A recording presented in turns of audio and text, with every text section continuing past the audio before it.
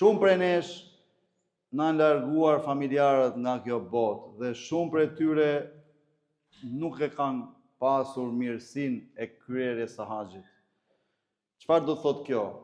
Do thot që është mbyllur kjo derë mirësie për ata që kanë shkuar në botën tjetër? Jo, nuk është mbyllur. Ktu pra është mirësia e madhe e kësaj feje madhështore. Sepse të gjallët mund ta bëjnë haxhin për ata që kanë ndëruar jetë. Apo siç njihet ndryshe bedel. Pra, djali e bën për babën e vet, apo për nanën e vet, apo vajza për nanën e vet, apo prindin e vet, apo vllai për vllain e vet, për xhaxhain e vet, pra quhet bedel. Elhamdulillah, kjo është mirësi e madhe.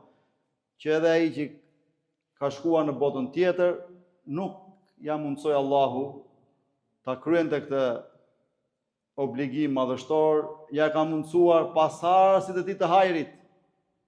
Pasardhësit e tij të hajrit. Prandaj gjithmonë bëni dua Allahut, o Allah na jep pasardhës të hajrit. Dhurrieten hasana, siç bënte këtë dua gjithmonë kush? Khalilur Rahman, Ibrahimi alayhi salatu wassalam. Gjithmonë e bënte këtë lutje, o Zot na i prano duan, na bëj pasardhës të hajrit.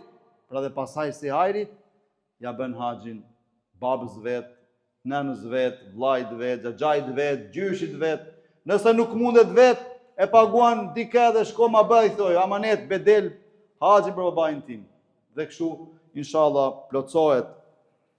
Edhe për atë, ky obligim madhështor dhe ndoshta ja fal Allahu gjunafet e tia edhe kur ka vdekur dhe inshallah e bën për banorëve të xhenetit Firdeus.